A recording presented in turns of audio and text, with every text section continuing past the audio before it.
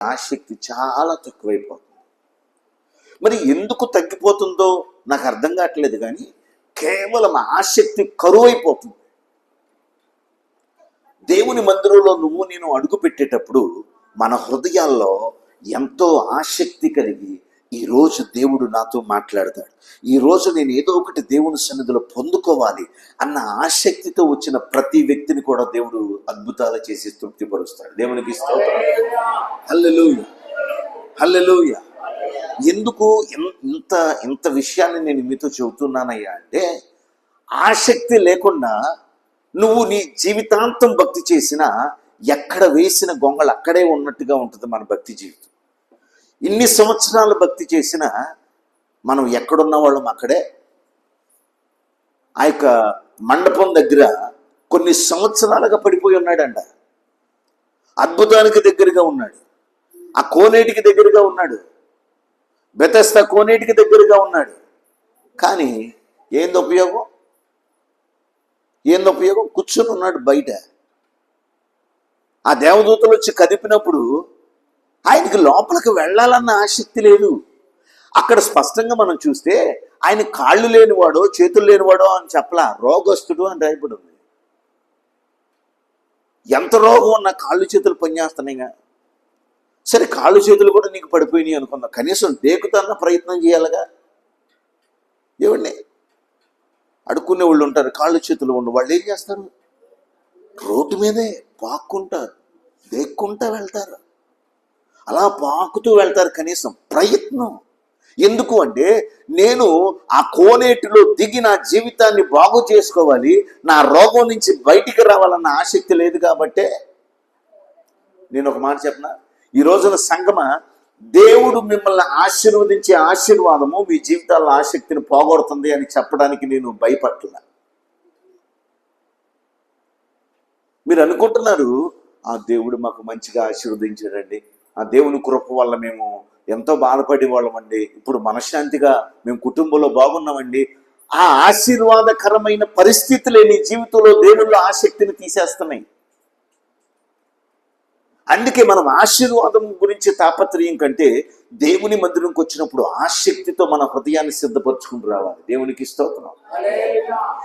మా అయ్యగారు ప్రతి నెల 12 గంటలు పెడతాడు, ఆయన పెట్టాలనిపించినప్పుడల్లా 3-4 రోజులు పెడతాడు. ఏముంది, మధ్యాహ్నం భోజనం ఉంటుంది, రాత్రి భోజనం ఉండదాం, మొత్తం వెళ్ళిపోదాం అన్న ఆలోచనతో వస్తే నువ్వు 90 సంవత్సరాల వరకు ఈ మందిరంలోకి వచ్చినా నీ జీవితంలో ఏమీ జరగదు. దేవునికి స్తోత్రం.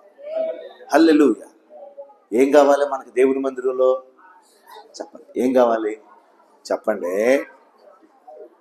మేము టీచర్లు ఏం చేస్తామంటే, మా ముందు ఒక టీచరు ఒక పీరియడ్ పాఠం చెప్పి వెళ్ళిపోయిన తర్వాత పిల్లలందరూ మైండ్ అంతా ఇరిటేటివ్గా ఉంటుంది వాళ్ళకి. ఇక రెండో టీచర్ క్లాసులోకి వెళ్ళేటప్పటికి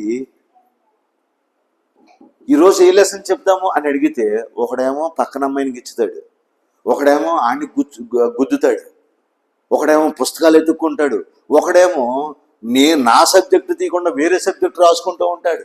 వీళ్ళందరినీ ఆసక్తిలోకి తీసుకురావడానికి మీలాగా ఏదన్నా కథ చెప్పి నవ్వించి మనల్ని ఆసక్తిలోకి తీసుకురావాలి. దేవునికి స్తోత్రం. హల్లెలూయా. ఇప్పుడు మీరు ఆసక్తిలోకి వచ్చారంటే నేను వాక్యంలోకి వెళ్తాను, లేదంటే సాయంత్రం 9 అయినా ఇక్కడే ఉంటాను. నేను మాట్లాడుతూనే ఉంటాను, మీరు కూర్చుని నీరసం అయిపోతూనే ఉంటారు. దేవునికి స్తోత్రం. హల్లెలూయా. దేవుని వాక్యం వెత్తబడుతూ ఉన్నప్పుడు ఆసక్తిగా దేవుని సన్నిధిలో కూర్చోవాలి. ఏదో దేవుడు నాకు కార్యం చేయాలి, దేవుని దగ్గర ఆశ.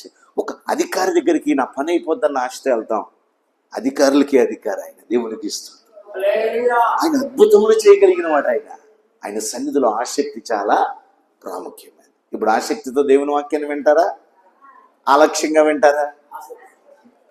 ఆసక్తితోనా, అలక్ష్యంగానా, లేకపోతే నిర్లక్ష్యంగానా? పక్కన వాళ్ళని అడగండి ఒకసారి, ఆసక్తిగా ఉన్నావా అని అడగండి. అసలు పక్కన వాళ్ళతో మాట్లాడతామంటే మనకి ఎంత భయం అంటే, ఒక రోజున ఇలాగే వాక్యం చెప్తా పక్కన అమ్మాయిని అడుగు అంటే ఈవిడ కొంచెం ధైర్యంగా, ఆవిడేం పొడుగుంది మనకు తెలియదుగా, కళ్ళు తెరిచి కూడా నిద్రపోతారంట కొంతమంది. కళ్ళు తెరిచి కూడా ఆసక్తిగా ఉందా అని ఇలా కదిపేటప్పుడు ఉలిక్కిపడింది, ఏదో కొండ పడిపోయినట్టు ఉలిక్కి పడిపోయి నేను వాక్యం చెప్పేంత వరకు పాపం ఏమన్నా వాక్యం చెప్పి నేను వెళ్ళిపోయినాక ఇంటికి వెళ్ళేటప్పుడు అంటుందంటే ఆ నల్లదే నన్ను పొడిసి మరీ అడిగింది, ఆసక్తి ఉందని, ఇది దీనికేదో పెద్ద ఆసక్తి ఉన్నట్టు అని తిట్టుకుంటూ వెళ్తుందంట. అలాంటి తల్లులు ఏమన్నా ఉంటే అమ్మా మీకు దండం. ఉన్నారా ఇక్కడ? లేరా? అయితే ఒకసారి అడగండి, ఆసక్తిగా ఉన్నావా అని అడగండి. అదిగో అదిగో దేవునికి స్తోత్రం, మొదలైంది.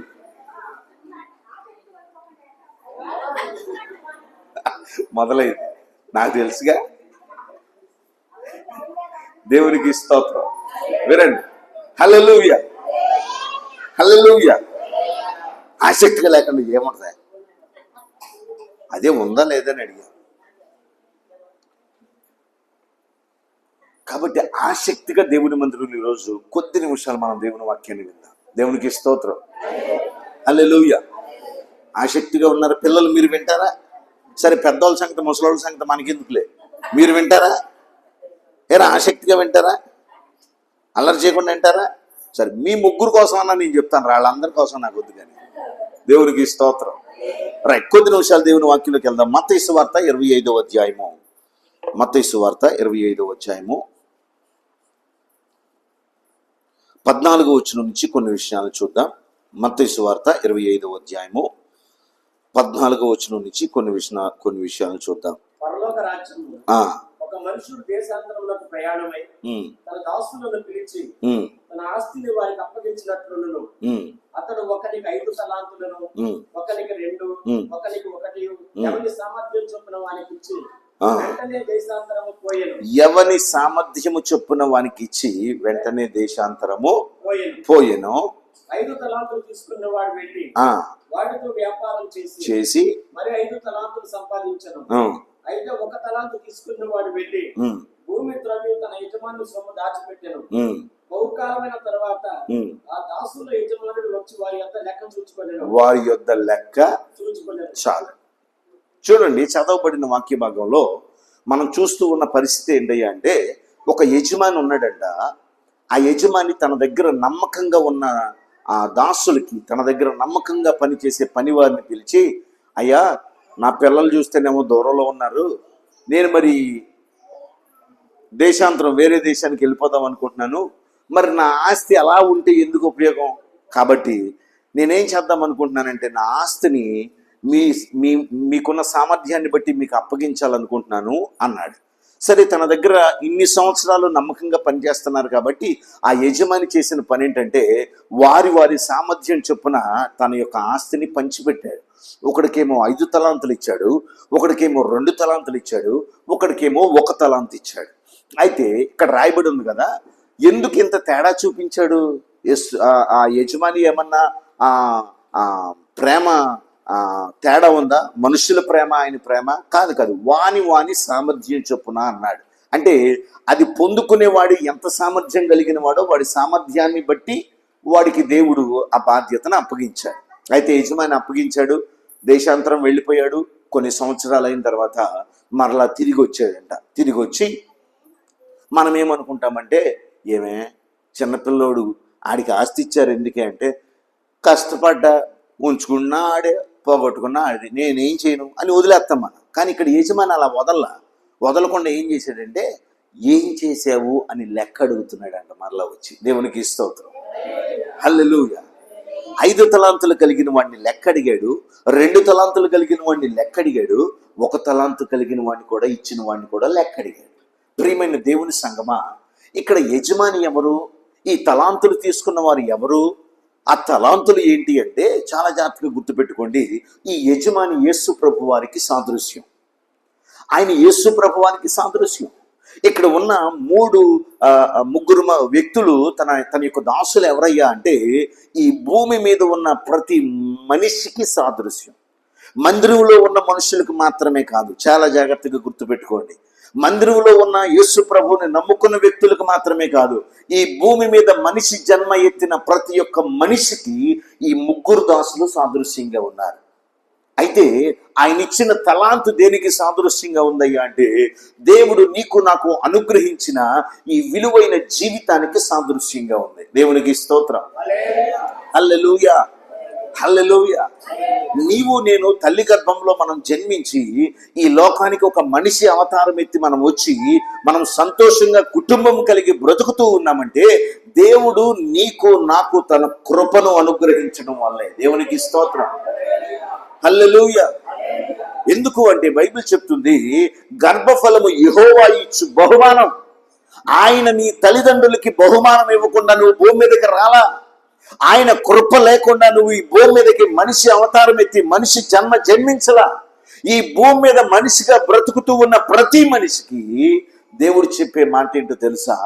ఆయన లెక్క అడిగే సమయం ఒకటి రాబోతుంది త్వరలో. దేవునికి స్తోత్రం. హల్లెలూయా. ఈ లోకంలో సంఘంలో ఉన్న వ్యక్తులైనా సరే, సంఘ బిడ్డలైనా సరే, లేకపోతే సమాజంలో ఆ బయట ఉన్న వ్యక్తులైనా సరే, దేవుడికి నేను లెక్క అప్పచెప్పాలి నా జీవితాన్ని బట్టి అనే గ్రహింపు కోల్పోయారు. కాబట్టి మనుషుల్లో గర్వం ఏలుబడి చేస్తుంది, మనుషుల్లో లెక్కలేనితనం ఏలుబడి చేస్తుంది.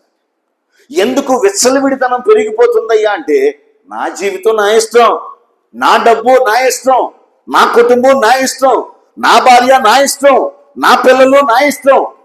ఏది నీ ఇష్టం? నీకు నచ్చినట్టుగా నాశనం చేసుకోవడానికి, నీకు నచ్చినట్టుగా పాడు చేసుకోవడానికి ఈ జీవితం నీదైనప్పటికీ నువ్వు లెక్క అప్పగించాలి ఒక వ్యక్తికి అనేది మాత్రం నువ్వు మర్చిపోబాగా. దేవునికి స్తోత్రం. హల్లెలూయా. ఏం అప్పచెప్పాలంట? బోధించే నేనైనా, ఈ మాటలు వింటున్న మీరైనా సరే, ఈ భూమి మీద మనిషిగా పుట్టిన ప్రతి వ్యక్తి కూడా దేవునికి లెక్క అప్పగించాలి. మీరు అనుకోవచ్చు, మనం యేసు ప్రభువుని నమ్ముకున్నాం కాబట్టి మనం మాత్రమే దేవుడికి లెక్క అప్పగించాలి. కాదమ్మా, పప్పులో కాలేసే ఉంది. కుల మత భేదాలు లేకుండా భూమి మీద ఉన్న ప్రతి మనిషి కూడా దేవునికి లెక్క అప్పగించాలి వాడి జీవితాన్ని బట్టి. దేవునికి స్తోత్రం. ఈ యజమాని మరలా తిరిగి వచ్చాడంట. 5 తలాంతులు కలిగిన వాడిని, అయ్యా ఏం చేసావు అని లెక్క అడుగుతున్నాడు. 2 తలాంతులు కలిగిన వాడిని ఏం చేసావు అని లెక్క అడుగుతున్నాడు. 1 తలాంతు ఇచ్చిన వాడిని ఏం చేసావు అని లెక్క అడిగాడు. ప్రియమైన సంగమా, నువ్వు నేను లెక్క అప్పచెప్పాలి అన్న స్పృహ కలిగి మనం బ్రతికినప్పుడు మన బ్రతుకు అనేక మందికి ఆశీర్వాదకరంగా ఉంటుంది. దేవునికి స్తోత్రం. నీ బ్రతుకు నేను దేవునికి లెక్క అప్పగించాలి అన్న గ్రహింపు కలిగి నువ్వు బ్రతికితే నీ బ్రతుకు వల్ల నీ కుటుంబానికి, నీ బ్రతుకు వల్ల నీ సమాజానికి, నీ బ్రతుకు వల్ల నీ గ్రామానికి ఉపయోగం. దేవునికి స్తోత్రం. ఈ రోజున చాలా మంది బ్రతుకుతూ ఉన్నారు కానీ వారి బ్రతుకు కనీసం వారి ఇంట్లో కూడా ఉపయోగపడదు. వారి బ్రతుకు వల్ల ఎందుకంటే గాడిలాగా పెరిగాడండి, ఆడి వల్ల ఉపయోగం ఏంటి?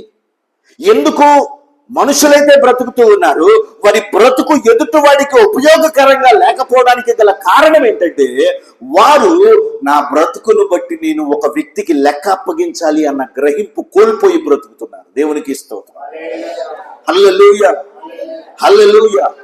అయితే ఎవరు లెక్క అప్పగించాలి? కేవలం యేసు ప్రభుని నమ్ముకుని మందిరానికి వెళ్ళే క్రైస్తవులేనా? కాదు. కుల మత భేదాలు లేకుండా భూమి మీద మనిషిగా పుట్టిన ప్రతి వ్యక్తి కూడా సృష్టికర్తకి లెక్క అప్పగించవలసిన రోజు త్వరలో రాబోతుంది. దేవునికి స్తోత్రం. హల్లెలూయా. ఆయన లెక్క అడిగే దినాలు త్వరలో రాబోతుంది. అది సమీపంగా ఉన్నాయి. నువ్వు నేను నీ లెక్క నా లెక్క సరి చేసుకోవాలి ఇప్పుడు. దేవునికి స్తోత్రం. హల్లెలూయా. ఎక్కడన్నా లెక్కలో తేడా ఉంటే, లెక్కలో పొరపాట్లు ఉంటే మనల్ని మనం సరి చేసుకుని సిద్ధపడవలసిన చివరి దినాల్లో నువ్వు నేను బ్రతుకుతూ ఉన్నాం. దేవునికి స్తోత్రం. హల్లెలూయా. ఈ రోజున చాలా మందికి ఆ స్పృహ కోల్పోయారు. నన్ను లెక్క అడిగే దేవుడు ఉన్నాడు. నా జీవితాన్ని బట్టి, నా ప్రవర్తనను బట్టి, నా మాట తీరును బట్టి నన్ను లెక్క అడిగే దేవుడు నన్ను లెక్క అడుగుతాడు. నేను దేవునికి లెక్క అప్పగించాలి అన్న గ్రహింపు కలిగి, అన్న జ్ఞానం కలిగి బ్రతికే వ్యక్తులు సమాజంలో కరువయ్యారు. కాబట్టి సమాజంలో ఒకరి మీదకి ఒకరికి ద్వేషం, ఒకరి మీద ఒకరికి ప్రేమ లేకపోవడం, ఒకరిని ఒకరు ఆదరించుకోలేని మనస్తత్వం, కన్న తల్లిని చంపిన బిడ్డలు, లేకపోతే తల్లిదండ్రులను అవమానించి అనాథ శరణాలయానికి తోసిన పిల్లలు, అన్నదమ్ముల మధ్యలో కక్షలు. ఎందుకో తెలుసా? నేను ఒక వ్యక్తికి లెక్క అప్పగించాలన్న స్పృహ కోల్పోతుంది సమాజం. ఒక చిన్న ఉదాహరణ అడుగుతాను. మీరు అనుకోవచ్చు, నేను ఎందుకు లెక్క చెప్పాలి? సరే, ఒక చిన్న మాట అడుగుతా. ఉదయాన్నే పిల్లలకి నీ భర్తకి క్యారేజ్ కట్టాలి, ఇంట్లో కందిపప్పు లేదు, నీ పిల్లోడికి నువ్వు ఒక 100 రూపాయల నోటు ఇచ్చి అరే ఒక అర కేజీ కందిపప్పు పట్టరారా అన్నావు. వాడు తీసుకుని వెళ్ళి కందిపప్పు తెచ్చి కందిపప్పు నీకు ఇచ్చాడు. ఇక చిల్లర ఎంత మిగిలియో నువ్వు అడుగుతావా, లేకపోతే పోలని ఆడి దగ్గర ఉంచుకొని నేను వదిలేస్తావా?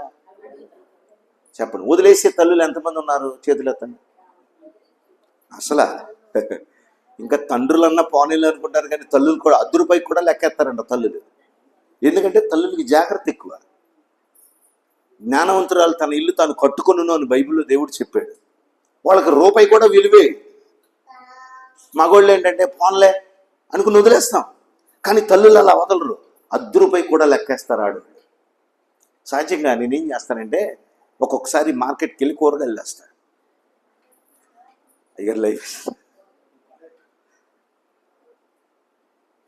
కూరగాయలు తీసుకొస్తాను. అయితే ఒక్కొక్క రోజు నేను తేనప్పుడు మా ఇంటి ఎదురుగా ఒక ఆవిడ పాపం కూరగాయలు అమ్ముకుంటా, విధవరాలు ఆవిడ అమ్ముకుంటా వస్తూ ఉంటుంది. నేను అంటాను, ఆవిడ వస్తుంది కదా తీసుకో, ఇంటి ముందుకు వస్తున్నాయి కదా అంటే, నేను అక్కడికి వెళ్తే కేజీ 20 రూపాయలు, ఇక్కడ పావు కేజీ 20 రూపాయలు. మా ఆవిడ కర్మకాలు ఏదన్నా ఒక రోజుకి మాత్రం తీసుకుందంటే ఇక సాయంత్రం దాకా గొనుకుద్ది. ఆవిడేమన్నా సంపాదిస్తుందా?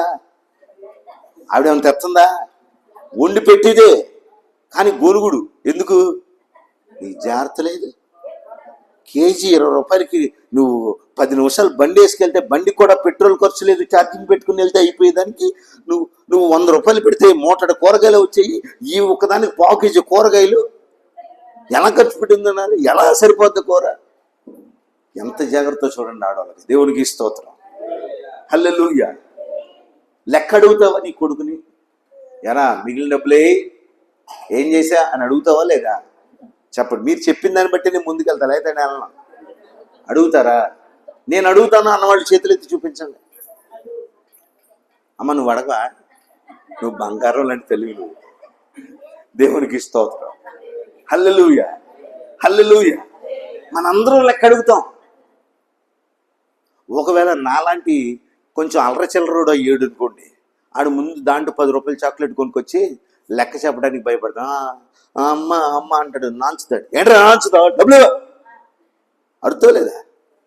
ఇక చివరాగర చెప్పలేక అమ్మ చాక్లెట్ కొనుక్కున్నానమ్మా అంటాడు. లెక్క అడుగుతాం మనం. అరే నీ కడుపును పుట్టిన బిడ్డకే మనుషులు ప్రింట్ చేసిన ఒక 100 రూపాయల నోటు విషయంలోనే నువ్వు లెక్క అడిగితే, ఆకాశము భూమిని సృజించిన వాడు, నీకు జీవాన్ని ఇచ్చిన వాడు, బ్రతకడానికి ఒక మంచి కుటుంబ వ్యవస్థను ఇచ్చిన వాడు, ఆయన నీ జీవితాన్ని గురించి నీ ప్రవర్తన గురించి లెక్క అడగడం న్యాయమా అన్యాయమా? చెప్పాలి. న్యాయమా అన్యాయమా? న్యాయమే. మనుషులంగా మనమే మన బిడ్డల గురించి, మన బిడ్డలకి ఇచ్చిన దాని గురించి లెక్క అడుగుతాం. దేవుడు నీకు మంచి కుటుంబాన్ని ఇవ్వలేదా? దేవుడు నీకు మంచి ఆరోగ్యాన్ని ఇవ్వలేదా? దేవుడు నీకు మంచి జీవితాన్ని ఇవ్వలేదా? మంచి అవయవాన్ని ఇవ్వలేదా? మరి నువ్వు బ్రతుకుతున్న బ్రతుకును బట్టి చివరిలో నన్ను ఆయన లెక్క అడగడం న్యాయమే. దేవునికి స్తోత్రం. నీ కొడుకు ఇచ్చిన డబ్బుల విషయంలో నువ్వు లెక్క అడగడం నీకు న్యాయం అయితే, సృష్టికర్త అయిన దేవుడు ప్రతి మనిషి యొక్క బ్రతుకును బట్టి లెక్క అడగడం కూడా న్యాయమే. దేవునికి స్తోత్రం, హల్లెలూయా. క్రైస్తవ సమాజమా, దేవుణ్ణి వెంబడిస్తూ ఉన్న ప్రజలారా, మనము దేవునికి లెక్క అప్పగించాలి అన్న స్పృహతో బ్రతకాలి. దేవునికి స్తోత్రం, హల్లెలూయా. అయితే ఈ 5 తలాంతులు కలిగిన వ్యక్తి యేసుప్రభు అయ్యా ఏంటి అని అడిగితే, అయ్యా నువ్వు నా మీద కనికరం చూపించి నీ దయ వలన 5 తలాంతులు నేను కష్టపడి మరొక 5 తలాంతులు చేశానయ్యా అన్నాడు. మరి 2 తలాంతులు కలిగిన వాడు కూడా అయ్యా 2ను ఇంకో 2 చేశానయ్యా అన్నాడు. వీళ్ళిద్దరిని యజమాని అన్నాడు, అయ్యా బలా నమ్మకమైన మంచి దాసుడా, మీరు కొంచెములో నమ్మకంగా ఉన్నారు కాబట్టి మీరు అనేకమైన వాటి మీద మిమ్మల్ని అధిపతిగా నేను నియమిస్తాను అన్నాడు. దేవునికి స్తోత్రం, హల్లెలూయా. అయితే ఇక్కడ 1 తలాంతు కలిగిన వాడు వచ్చి తీసుకుని, అయ్యా మరి ఏంటి నీ సంగతి ఏంటి, ఇంకొకటి సంపాదించావా అని ఆశతో యేసుప్రభు అడిగితే, యేసుప్రభుని అంటున్నాడు ఇక్కడ, నువ్వు విత్తని చోట పంట కోస్తావని, నువ్వు కఠినుడు అని నాకు తెలుసు, కాబట్టి నువ్వు ఇచ్చింది నువ్వే తీసుకో, భూమిలో పాతి పెట్టా అన్నాడు. దేవునికి స్తోత్రం. ఇక్కడ 5 తలాంతులు 2 తలాంతులు కలిగిన వారు అభివృద్ధి చేశారు కాబట్టి బలా నమ్మకమైన మంచి దాసులు అయ్యారా? నేను అనుకున్నాను 5 తలాంతులు ఇంకో 5 తలాంతులు చేశాడు, 2 ఇంకో 2 చేశాడు, అందుకే మంచి దాసులు అయ్యారు. వీడు ఒకడు 1 తలాంతుని అలాగే ఉంచాడు కాబట్టి చెడ్డ దాసుడు అయ్యాడు అనుకున్నా. కానీ కాదు. ప్రభు నాతో చెప్తున్న మాట ఏంటో తెలుసా? ఈ 5 తలాంతులు కలిగిన వాడు 2 తలాంతులు కలిగిన వాడు ప్రభువుని సరిగా అర్థం చేసుకున్నారు కాబట్టి వారు అభివృద్ధి చెందగలిగారు. దేవునికి స్తోత్రం. హల్లెలూయా. వారు యేసు ప్రభుని నువ్వు కఠినుడు అయ్యా, నువ్వు విత్తన చోట కోస్తావయ్యా అని అనలా. వారు ప్రభు యొక్క హృదయం ఏంటో, దేవుని యొక్క చిత్తం ఏంటో వారికి అర్థమైంది కాబట్టి వారు అభివృద్ధి చెందారు. ఈ 1 తలాంతు కలిగిన వాడు యేసు ప్రభుని అర్థం చేసుకోవడం పక్కన పెట్టండి, అపార్థం చేసుకున్నాడు కాబట్టి అభివృద్ధి చెందల. ఈ రోజున ఎన్ని సంవత్సరాలైందమ్మా నువ్వు దేవుడిని నమ్ముకుని? 10 సంవత్సరాలండి. ఎన్ని సంవత్సరాలైందమ్మా నువ్వు మందిరానికి రావడం ప్రారంభించి? 20 సంవత్సరాలండి. మరి ఏ కుటుంబ పరిస్థితులు ఎందుకని మారట్లా? నీ కుటుంబంలో ఎందుకని మార్పులను చూడలేకపోతున్నావు? ఎందుకో తెలుసా? ఈ రోజున యేసు ప్రభు గురించిన ఆ అవగాహన సరిగ్గా ప్రభుని అర్థం చేసుకోవడం క్రైస్తవులు మర్చిపోయారు. యేసు ప్రభు ఏంటంటే ఆపద్బాంధవుడు, రోగం తగ్గిస్తాడు, కష్టాలు తీసేస్తాడు, ఇంకా అయ్యి ఇస్తాడు. అంతవరకే యేసు ప్రభు మనకు అర్థమైంది. యేసు ప్రభు భక్తి ఏదో, నీకు నాకు ప్రభు యొక్క ఉద్దేశం ఏదో నీ జీవితం పట్ల, నా జీవితం పట్ల అర్థమైతేనే అభివృద్ధి. అర్థమైతేనే అభివృద్ధి, అపార్థమైతే అనర్థమే, అభివృద్ధి లేదు అక్కడ. ఈ ముగ్గురు వ్యక్తుల్లో 2 తలాంతులు కలిగిన వాడు 5 తలాంతులు కలిగిన వాడు ప్రభువుని అర్థం చేసుకున్నారు కాబట్టి మారు మాట మాట్లాడలేదు, అభివృద్ధిలోకి వెళ్ళారు. ఈ 1 తలాంతు కలిగిన వాడు అపార్థం చేసుకున్నాడు కాబట్టి అభివృద్ధిలోకి వెళ్ళలేకపోయాడు. ఈ రోజున ప్రభు నీకు సరిగా అర్థమై ఉంటే నీ భర్త ఎప్పుడూ త్రాగుడు మానేవాడు. అసలు నీకు సరిగా ప్రభు అర్థమై ఉంటే నీ బిడ్డల భవిష్యత్తు ఎప్పుడూ ఉన్నతంగా ఉండేది. ప్రభు నీకు సరిగా అర్థమై ఉంటే నీ ఇరుగు పొరుగు వారు ఎప్పుడో నీ ప్రేమను చూసి దేవుని యొక్క ప్రేమకి ఆకర్షితులయ్యేవారు. ఈ రోజున క్రైస్తవ్యం అనేక మందికి వ్యతిరేకం అవడానికి, క్రైస్తవ్యం అనేక మందికి అపార్థం అవడానికి అసలు క్రీస్తుని వెంబడిస్తున్న వారికి యేసు ప్రభు సరిగా అర్థం కావట్లేదు. దేవునికి స్తోత్రం. హల్లెలూయా. ప్రియమైన సంగమా, నీకు నాకు యేసు ప్రభు సరిగా అర్థమైతే లోకానికి కూడా సరిగానే అర్థమవుతాడు. ఎందుకు అపార్థం చేసుకుంటున్నారు? ఎందుకు ఇదొక మతం అంటున్నారు? నేను ఈ మాట చెప్తా, క్రైస్తవం ఒక మతం కాదు. నేను అందరిలాగా చెబుతున్నాను అనుకోకండి. I'm a practical person. నేను ఎంటెక్ చదువుకున్నా, నాకేది ప్రూఫ్ లేకుండా నేను నమ్మను. అందరూ పాస్టర్లు అందరూ చెబుతున్నారు లేరా మతం కాదు మతం కాదు, కానీ అది మతమేరా. ఇది మతం కాదు, మార్గం. ఏంటంటే మతానికి మార్గానికి తేడా ఏంటంటే, మతం ఒక వ్యక్తిని బానిసగా కట్టేస్తుంది. ఇది ఇలాగే చేయాలి, ఇలా చేయకపోతే నువ్వు నాశనం అయిపోతావు. కొన్ని బంధకాల చేత కట్టేస్తుంది మతం. కానీ మార్గం నీకు స్వతంత్రతనిస్తుంది. మార్గం ఏం చేస్తుంది? నిన్ను స్వతంత్రతనిస్తుంది. మతంలో ఉన్న వ్యక్తి, అమ్మో నేను ఇది చేయకపోతే నాకేమైపోద్దో, అప్పో సొప్పు చేసి ముందు ఇది చేయాలి, ఇది చేయకపోతే నా జీవితం ఏమైపోద్దో, నాకేం నష్టం వస్తుందో అన్న భయం కలగ చేస్తుంది మతం. కానీ మార్గం నిన్ను ధైర్యంగా ముందుకు కొనసాగేటట్టు చేస్తుంది. దేవునికి స్తోత్రం. ఇది మతం కాదు, మార్గం. పాస్టర్ గారు ఎలా చెప్తున్నారండి? వీ వాంట్ ద ఎవిడెన్స్, మాకు ప్రూఫ్ కావాలి అని అడుగుతారా? చెప్తా. యేసు ప్రభు వారు ఆయన మత స్థాపకుడుగా భూమి మీదకి రాలా. ఆయన మన మనస్సులను ప్రభావితం చేయడానికి, పరివర్తనలోనికి తీసుకురావడానికి వచ్చాడు ఆయన. దేవునికి స్తోత్రం. ఎలా చెప్తున్నారు పాస్టర్ గారు అంటే, బైబిల్లో యేసు ప్రభు ఆయన జన్మను చూస్తే ఆయన యోధా మతంలో పుట్టాడండి. ఏ మతం పాస్టర్ గారు? యోధా మతం. ఒకవేళ ఆయన మత ప్రచారకుడే అయితే, ఆయన ఒక మతాన్ని స్థాపించడానికి వస్తే ఆయన పుట్టిన మతాన్నే ప్రచారం చేసుకునేవాడు. అసలు దేశంలో ఎక్కడనే యోధా మతం కనపడుతుందా? చెప్పండి. ఇది ఒక మతం అనే మూర్ఖులు మాట్లాడాలి. ఇది మతం అనుకుని ఆ యొక్క గుడ్డి నమ్మకాల్లో బ్రతికే వాళ్ళు మాట్లాడాలి. యేసు ప్రభు యూద మతానికి సంబంధించిన వాడు.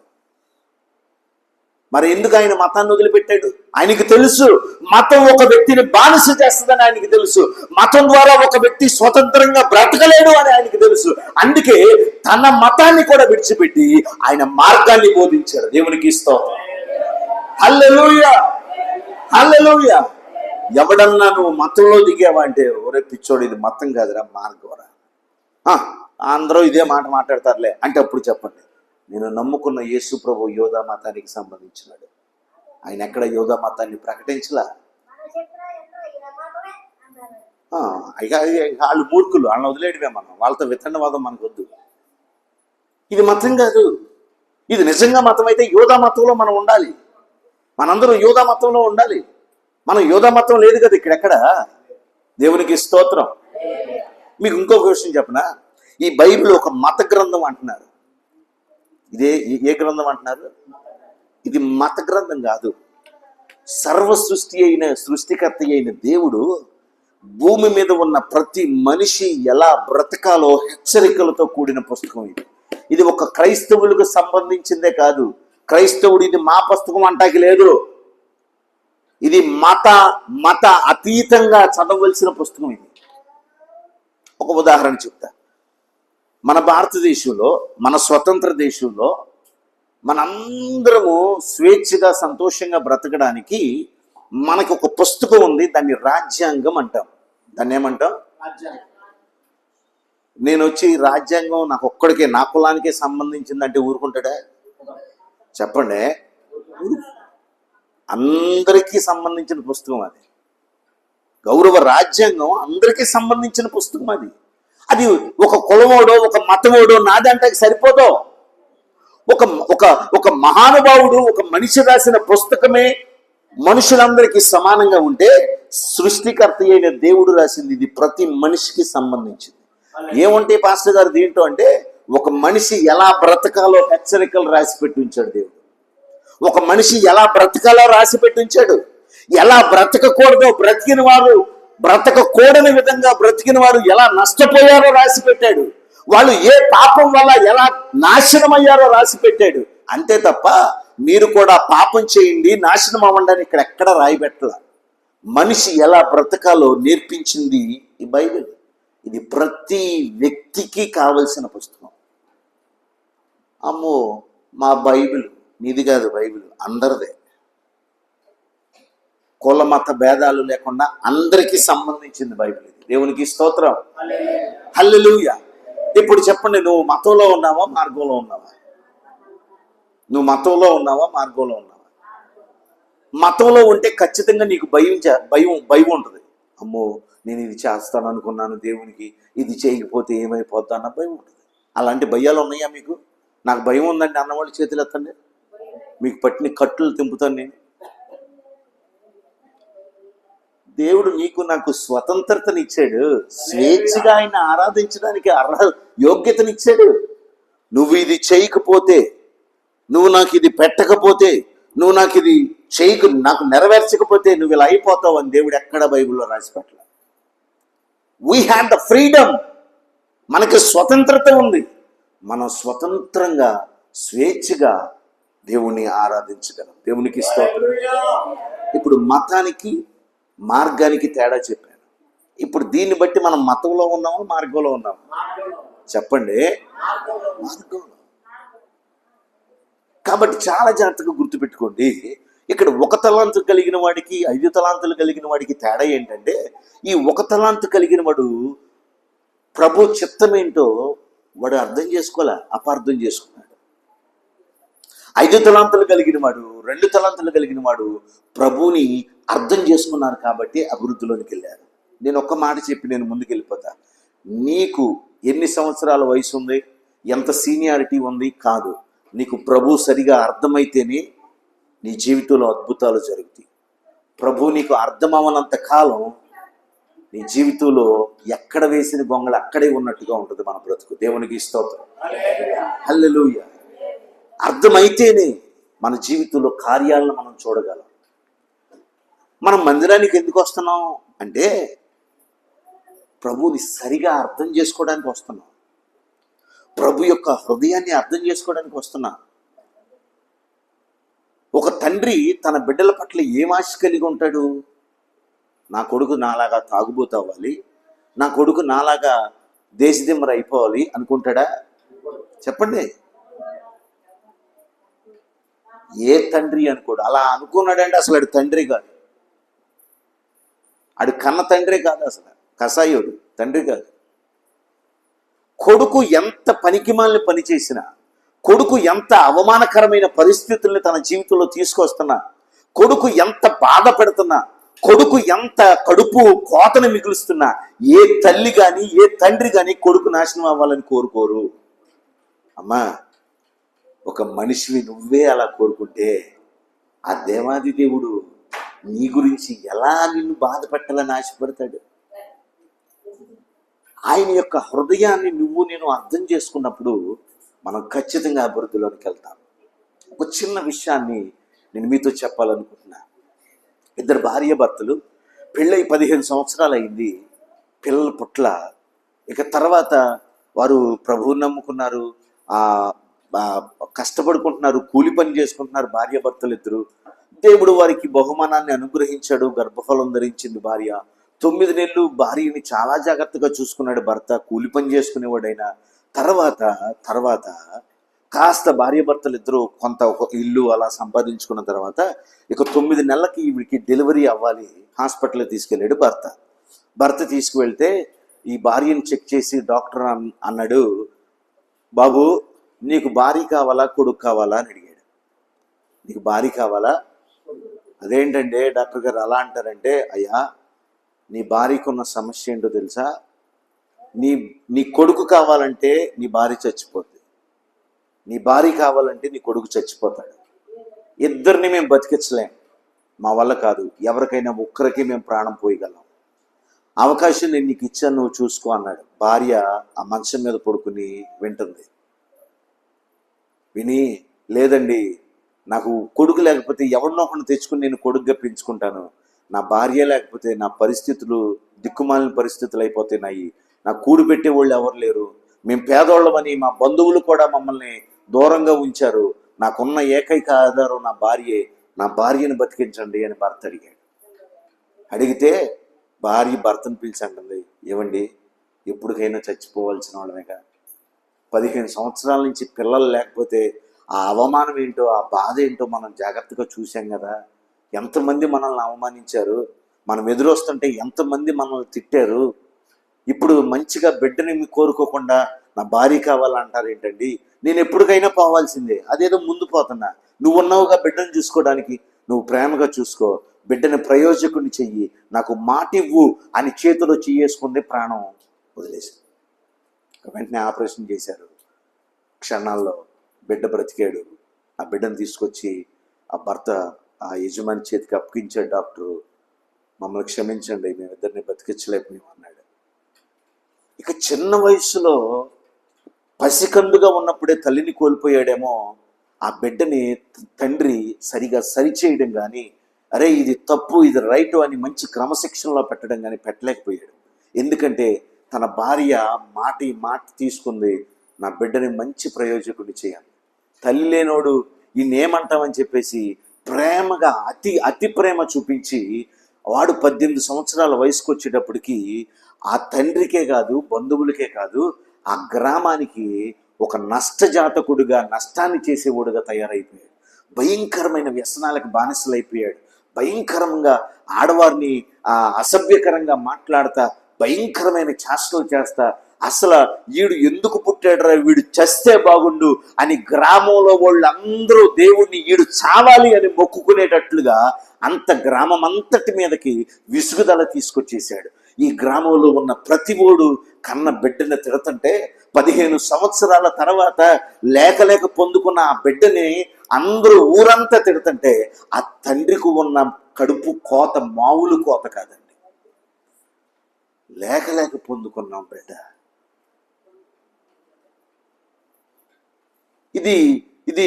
దీనికి పిల్లల పుట్టరు, ఇది గొడ్రాలు అని నా భార్యని అవమానించారు. లేక పొందుకున్నామే బిడ్డని, వీడి వల్ల మేమందరం ఇలా అవమానం పొందుతున్నామే అనుకుని ఆ తండ్రి మానసికంగా కునిగిపోయి కొన్ని నెలలకే మంచం పట్టాడు. కొన్ని నెలలకి మంచం పట్టాడు. ఇక కొడుకు తండ్రి తిన్నాడా, తండ్రి ఆరోగ్యం బాగుందా? లేదు. వాడు ఊర్ల మీద తిరగడం, బెట్టింగ్లు ఆడడం, భయంకరంగా తాగడం, ఏ చెట్టు కింద పడుకోవడం, మళ్ళీ రావడం, స్నానం చేయడం, బట్టలు మార్చుకోవడం, మళ్ళీ వెళ్ళిపోవడం. అసలు తండ్రి ఎంత చెప్పినా తండ్రి విలువ, తండ్రి మనస్సు ఏంటో అర్థం చేసుకోలేకపోయాడు.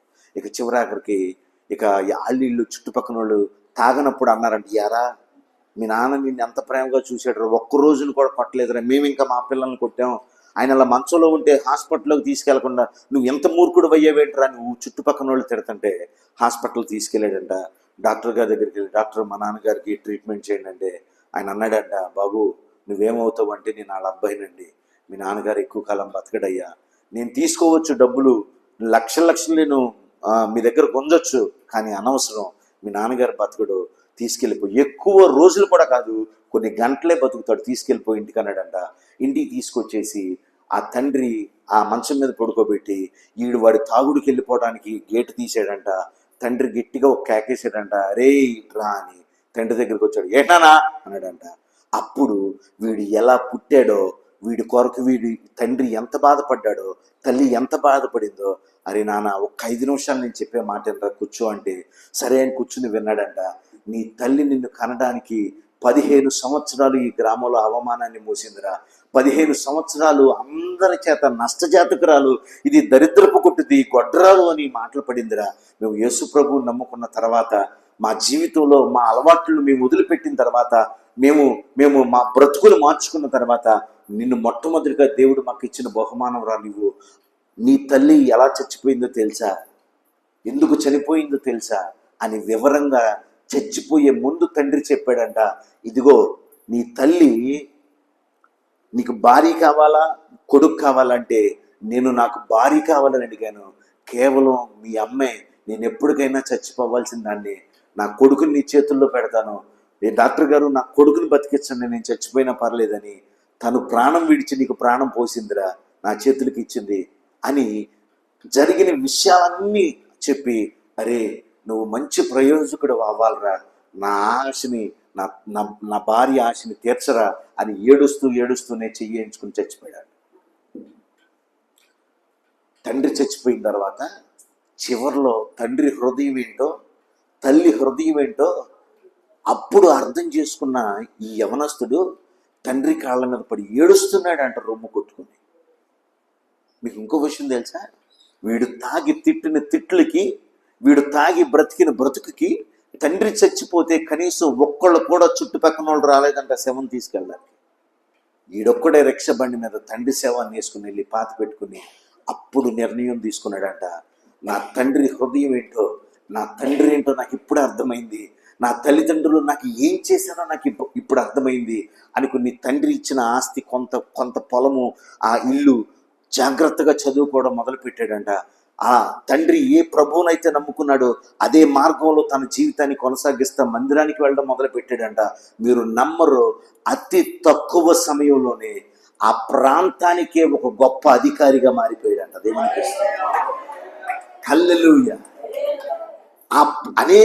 ఆ గ్రామమే కాదు, ఆ జిల్లాలో ఉన్న అనేక గ్రామాల మీద ఒక గొప్ప అధికారిగా ఉన్నతమైన స్థానానికి వెళ్ళాడంట. ఇక అప్పటి వరకు వీడిని 18 సంవత్సరాల వయసు వచ్చేంత వరకు వీడిని తిట్టుకున్న గ్రామస్తులందరూ వీడు గ్రామానికి వస్తున్నాడంటే ఫ్లెక్సీలు పెట్టి, బ్యాండ్ మేళం పెట్టి ఒక గొప్ప వ్యక్తి వస్తున్నట్టు ఆహ్వానం పలుకుతున్నారంట. ఇదంతా ఎలా సాధ్యమైంది? తాగుబోతు యవనస్తుడి కంటే తన తండ్రి హృదయాన్ని, తన తల్లి హృదయం అర్థమైంది కాబట్టి వాడిలో ప్రవర్తన మొదలైంది. దేవునికి స్తోత్రం.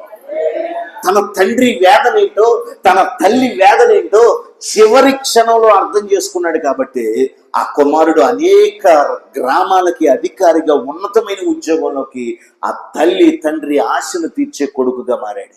ప్రియమైన దేవుని బిడ్డ, ఈ రోజున నీ దేవుని యొక్క హృదయం ఏంటో నీకు అర్థమైతేనే నీ జీవితంలో, నీ బిడ్డల జీవితాల్లో నువ్వు అభివృద్ధిని చూడగలిగేది.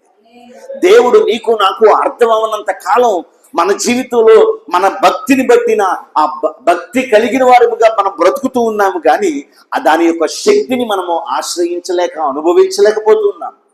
అందుకే భక్తుడు అంటాడు కదా, మీరు పైకి భక్తి కలిగిన వారు కానీ దానిని శక్తిని ఆశ్రయించనే.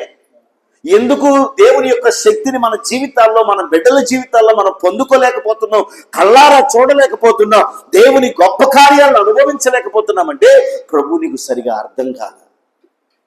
ఆ యవనస్తుల్లాగా నీ తండ్రి అయిన దేవుని యొక్క హృదయం ఏంటో నీకు అర్థం కాదు. నీ తండ్రి యొక్క హృదయం ఏంటో నీకు సరిగా అర్థమైతే నీ కూతురు ఎంత ప్రేమ చూపిస్తున్నావో నీ కోడల మీద కూడా అంతే ప్రేమ చూపిస్తావు. నీ దేవుని యొక్క హృదయం ఏంటో నీకు సరిగా అర్థమైతే నువ్వు కొడుకుని ఎంత జాగ్రత్తగా ఎంత ప్రేమగా చూస్తావో నీ ఎల్లుండి కూడా అంతే ప్రేమగా చూస్తావు. దేవుడు అంటే నీకు అర్థం కాలేదు కాబట్టి, దేవుని హృదయం ఏంటో నీకు అర్థం కాలేదు కాబట్టి నీ కూతురు అంటే ఎక్కువ ప్రేమ, నీ కోళ్ళంటే నీ కాళ్ళ కింద పని చేసే పని మనిషి. ఈ రోజున అలాంటి అత్తలు లేరంటారా? ఎందుకు ఆ వ్యత్యాసం నీలో అంటే నీకు అసలు దేవుడు అంటే సరిగా అర్థం కాల. నీకు దేవుడు అంటే అర్థమైతే, దేవుని యొక్క హృదయం ఏంటో అర్థమైతే నీ కుటుంబాన్ని నువ్వు సంతోషంలోకి నడిపిస్తావు తప్ప నీ కుటుంబాన్ని, నీ బిడ్డ జీవితాన్ని నువ్వు బాధలోకి నెట్టవు.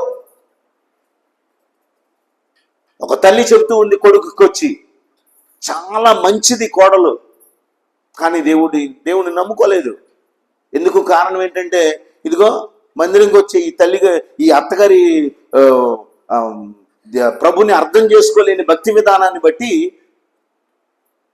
అందరూ ఉన్నప్పుడు మంచిగా కోడల్ని ప్రేమగా పిలుస్తుందంట. కొడుకు భర్త పనికి వెళ్ళిన తర్వాత ఇక తన యొక్క నీచ బుద్ధిని, కుక్క బుద్ధిని కోడల మీద చూపిస్తుందంట. నువ్వు అక్కడెందుకు నుంచున్నా? ఎవరితో మాట్లాడుతున్నా? నువ్వు తన భర్తే అనుమానించలే. నువ్వు ఎవరు అసలు? నువ్వు కన్న తల్లివా? అసలు కడుపుకు అన్నం తింటున్నావా, పెంట తింటున్నావా? ఏం తింటున్నావు కడుపుకి? ఎన్ని సంవత్సరాలైంది నువ్వు ప్రభువుని నమ్ముకుని? ప్రభు నీకు అర్థమైతే నీ కూతురు ఎలాగో నీ కోడలు కూడా అలాగే ప్రేమిస్తావు నువ్వు. లేదు, కూతురు వేరు కొడుకు, అమ్మో కూతురు వేరు. కూతురికి మాత్రం ఏట మాసం తెస్తావు. రాగానే అయ్యా అక్కయ్య వచ్చింది ఏట మాసం తే. కోడలకు బాగోలేదంటే ముందు బిళ్ళ తెప్పించదు. ఈ బుద్ధి కలిగిన వాళ్ళు ఉంటే మార్చుకోండి. ప్రభు నీకు అర్థం అవ్వలేదు కాబట్టి నీ కుటుంబంలో అనేక రకాల సమస్యలకు కారణం. ప్రభు నీకు అర్థమైతే నీ కుటుంబం చాలా సంతోషంలోకి వెళ్ళదు. దేవునికి స్తోత్రం. హల్లెలూయా, హల్లెలూయా. ప్రభు నీకు సరిగా అర్థం అవ్వాలి. ప్రభు నీకు సరిగా అర్థం అవ్వాలి. ప్రభుని నేను అర్థం చేసుకుంటే మన జీవితాల్లో ఎంత అభివృద్ధి తెలుసా, ఎంత సంతోషమో తెలుసా. అసలు ప్రభు యొక్క చిత్తం ఏంటండి? దేవుడు యొక్క ఆశ ఏంటి? మానవులమైన మన పట్ల దేవుని యొక్క ఆశ ఏంటి? దేవుని కొరకు ఆస్తిపాస్తుల్ని మనం సమకూర్చి మనం కష్టార్జితంగా కష్టపడి దేవునికి ఇస్తామనే దేవుడు ఆశ? ఓసే పిచ్చిదానా, దేవుని పాదధూళే బంగారం, ఇంకా నీ కష్టార్జితం ఎందుకు దేవుడికి? దేవుడు మరి నీ దగ్గర నా దగ్గర ఏం ఆశపడుతున్నాడు అంటే, నువ్వు ఆత్మీయంగా, ఆర్థికంగా, ఆరోగ్యంగా నువ్వు అభివృద్ధి చెందాలి అన్నదే నీ తండ్రి అయిన దేవుని యొక్క హృదయ వాంఛ. దేవునికి స్తోత్రం. ఏ దేవుడు కూడా నన్ను నమ్ముకున్నవాడు నాశనం అవ్వాలని ఎవరో కోరుకోరు. కానీ యేసు ప్రభు యొక్క హృదయం ఏంటో తెలుసా? ఈయన మనకి దేవుడు అన్న స్థానానికంటే మరొక ఉన్నతమైన స్థానం ఉంది. ఆయన మనకి తండ్రి. ఆయన మనకి ఏంటంటే తండ్రి. మనం యేసు ప్రభు దేవుడు కంటే ఇంకొక బలమైన ఉన్నతమైన స్థానం ఉంది. ఆయన మనకి తండ్రి. ఆయన మనకి ఎవరు? ఆ తండ్రి వాంఛ ఏంటి? నువ్వు నేను ఆత్మీయంగా అంటే భక్తిలో అభివృద్ధి చెందాలి. ఆర్థికంగా, ఆస్తిపరంగా నువ్వు నేను అభివృద్ధి చెందాలి. ఆరోగ్యం పరంగా నువ్వు నేను మంచి ఆరోగ్యం కలిగి బ్రతకాలి సంతోషంగా. ఇది దేవుడి యొక్క ఆశ. ప్రతి భూమి మీద ఉన్న ప్రతి మనిషి ఈ మూడిట్లో సంతోషంగా బ్రతకాలన్నదే దేవుడి యొక్క ఆశ. దేవునికి స్తోత్రం. హల్లెలూయా. వాడు ఏ మతంలో వాడైనా, ఏ కులం వాడైనా సరే, దేవుడి యొక్క ఆశ మానవుల పట్ల ఏంటంటే మనిషి ఆత్మీయంగా, ఆరోగ్యంగా, ఆర్థికంగా ఉన్నతమైన అభివృద్ధి కలిగి బ్రతకాలన్నదే దేవుడు అనే వాడి యొక్క ఆశ. ప్రతి మానవ జీవితం పట్ల దేవుడు ఆశదే. కానీ మన యొక్క దేవుని యొక్క హృదయాన్ని మనం సరిగా అర్థం చేసుకోకపోవడం, మనం అపార్థం అవడమే కాదు, దేవుణ్ణి కూడా అవమానపరుస్తున్నాం లోపల. దేవుడు నీకు సరిగా అర్థమైతే నీ ప్రేమలో హెచ్చు తగ్గులు ఉండవు. నీ కూతురిని ఎలా ప్రేమిస్తావో కోడలను అలాగే ప్రేమిస్తావు.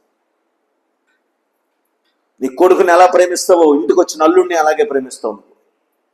నీ ప్రేమలో హెచ్చు తగ్గులు ఉన్నాయి అంటే అసలు దేవుడు నీకు సరిగా అర్థం కాల. ఎందుకు సమాజంకి యేసు ప్రభు అపార్థమవుతున్నాడంటే, అర్థం కాని అరాకొర భక్తి చేసే మన వల్లే దేవుడు సమాజానికి అపార్థమవుతున్నాడు.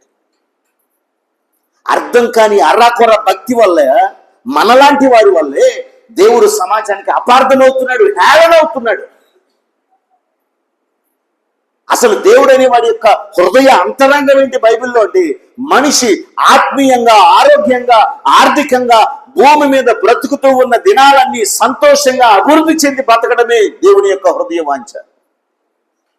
దాన్ని అర్థం చేసుకుని ఆయన హృదయాన్ని అర్థం చేసుకోలేకపోవడం, నీ బ్రతుకును బట్టి నా బ్రతుకును బట్టి, నీ మాట తీరును బట్టి నా మాట తీరును బట్టి, నీ అలవాట్లను బట్టి నా అలవాట్లను బట్టి దేవుని నామం అవమానపరచబడుతుంది సమాజంలో. దేవునికి స్తోత్రం.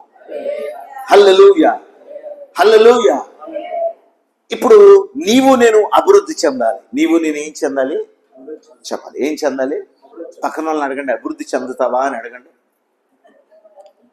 మళ్ళీ గొడవేమో. అభివృద్ధి చెందుతావా అని అడగండి.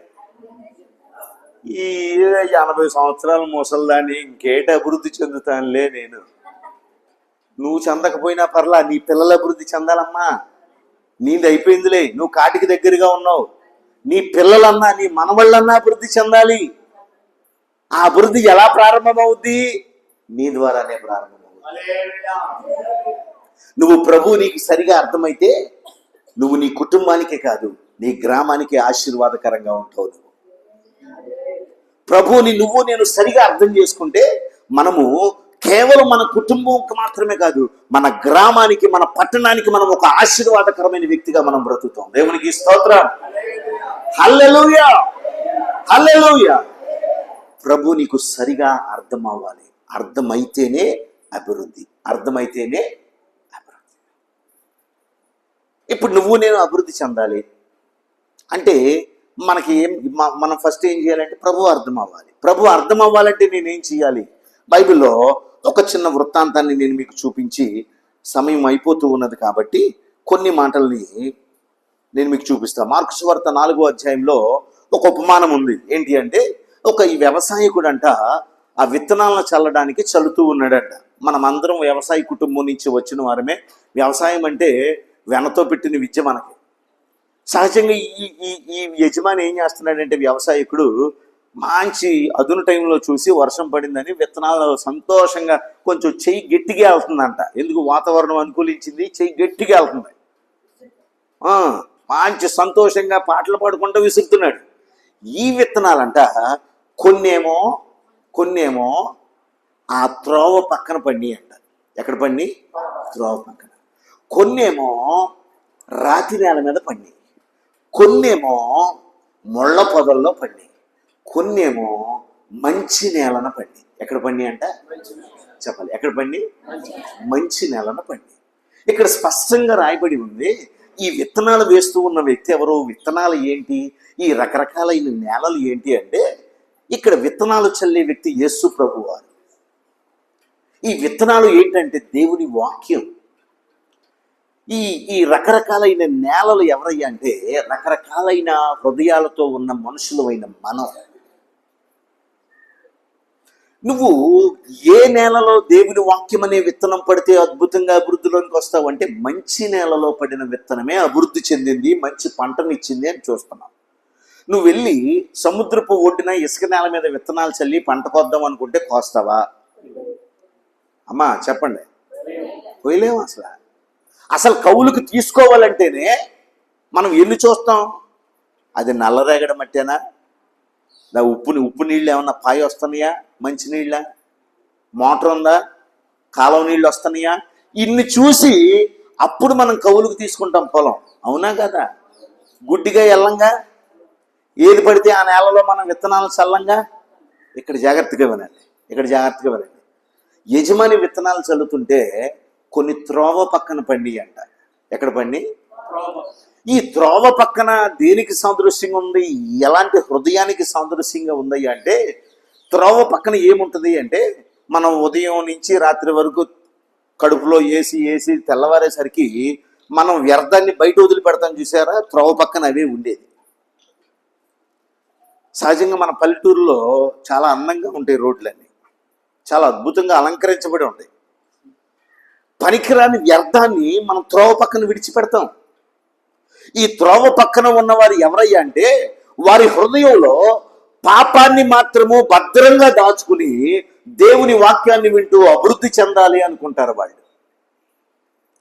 పాపాన్ని వదిలిపెట్టరు. దేవుడు చెప్పిన ఆజ్ఞ అతిక్రమమే పాపం. వారి హృదయంలో పాపం అనే వ్యర్థమైనది ఉంటానే ఉంటుంది. కానీ దేవుని వాక్యం అనే విత్తనం దాంట్లో పడద్దు, ఉపయోగం లేదు. కాకులకు ఆహారం అయిపోద్ది. దేవునికి స్తోత్రం. వారు ఎలా అభివృద్ధి చెందుతారు? త్రోవ పక్కన ఏముంటుందంటే వ్యర్థమైనది ఉంటుంది. అనేక మంది హృదయాలు పాపంతో నింపబడి ఈ దినాన వాక్యం వింటున్నాం కాబట్టి మనం అభివృద్ధి చెందలేకపోతున్నాం. రెండవ వ్యక్తి ఎవరు అని చెప్తున్నారంటే, రెండవ హృదయము రాతి నేల. ఈ రాతి నేల ఎవరంటే, వీళ్ళ దగ్గర పాపం లేదు, పాపాన్ని విడిచిపెట్టేశారు. చాలా జాగ్రత్తగా గుర్తుపెట్టుకోండి. వీరు పాపాన్ని వదిలిపెట్టారు. ప్రభువుని నమ్ముకున్న వెంటనే పాపాన్ని వదిలిపెట్టేశారు. ఇక పాపపు అలవాటు, పాపిష్టి పనులకి వెళ్తలా. వీళ్ళ హృదయంలో పాపం లేదు.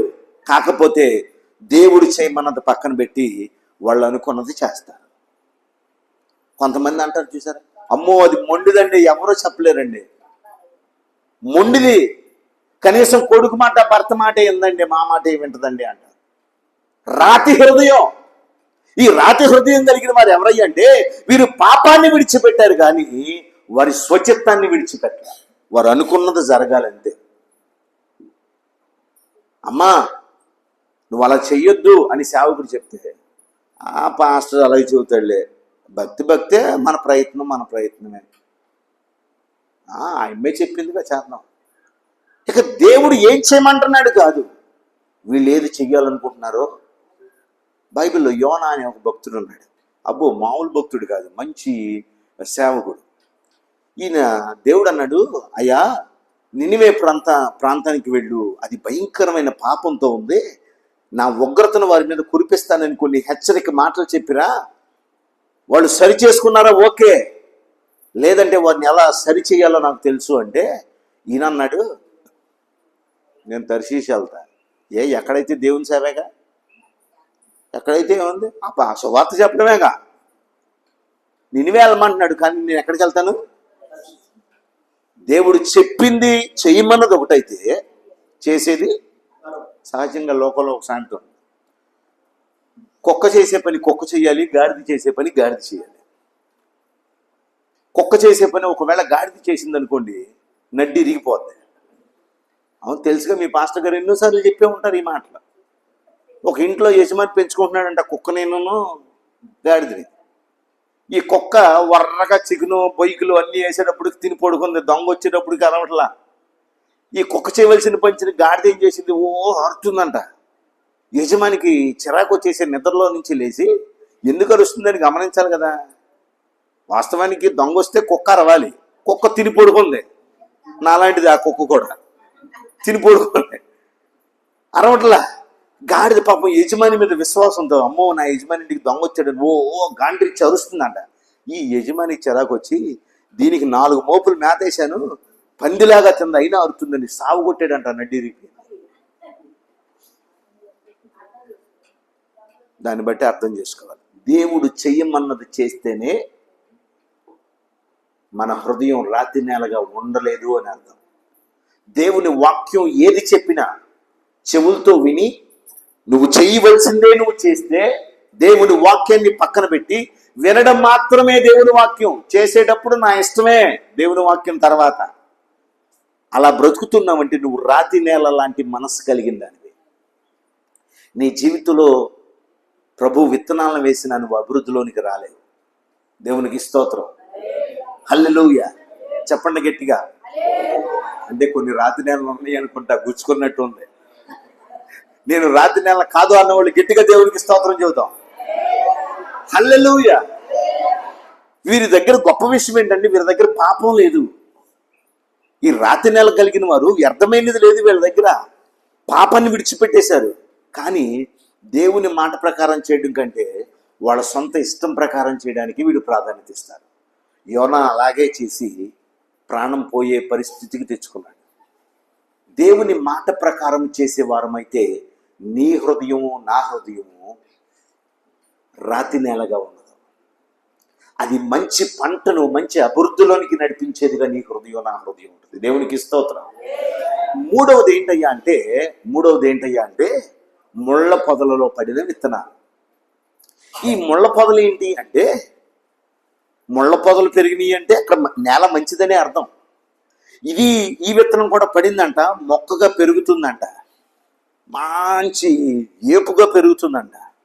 అది ఎదుగుతూ ఉండేటప్పటికి పక్క నుంచి కొన్ని ముళ్ళ పొదలు పెరిగి దీన్ని అణిచేస్తాయి అంట.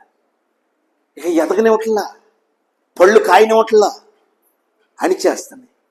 ఈ ముళ్ళ పొదలు ఏంటి అంటే వీరు పాపాన్ని విడిచిపెట్టారు.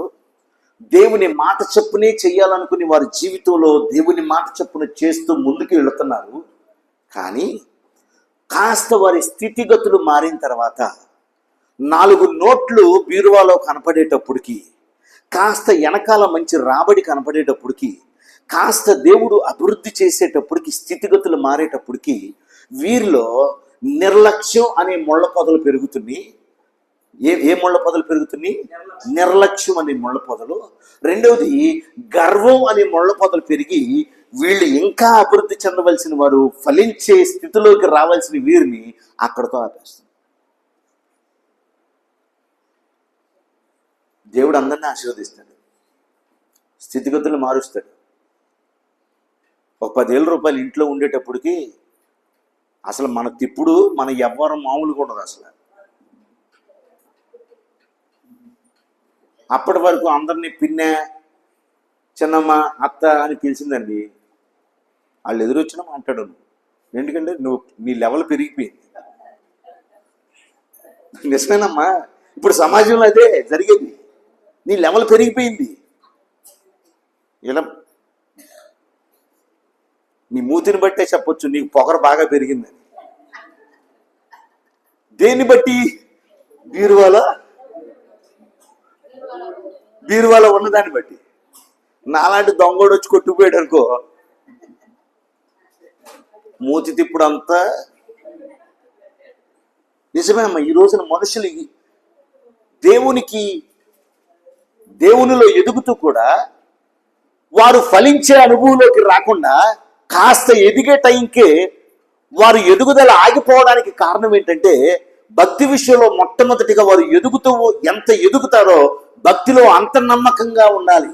అలాంటిది పోయి నిర్లక్ష్యంగా ఉంటున్నారు.